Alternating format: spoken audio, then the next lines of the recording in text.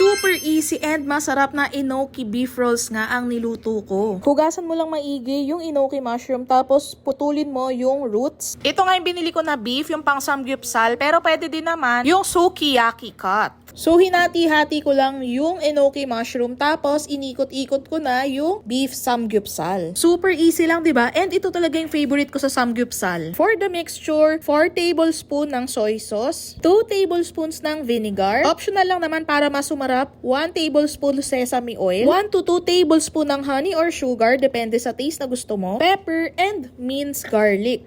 I-mix well mo lang yung mixture and set aside. Next naman is niluto ko na yung mga chopped onions. And sa ibabaw ng white onions, nilagay ko na yung beef enoki rolls. Grabe, habang niluluto ko to, ang bango-bango talaga. And bago ko pa makalimutan, ilagay yung mixture. Ayan, nilalagay na nga natin. Habang nag-e-edit nga ako, grabe, nagki-crave na naman ako. Lastly, nilagay ko naman yung binating egg. And finally, ayan, luto na nga siya. And kung ako sa'yo, try mo na din kasi ang dali-dali lang gawin. And in fairness, ang dali lang hanapin ng ingredients nito. Kaya kung ako sa'yo, try mo na din, lalo na with the hot rice, winner.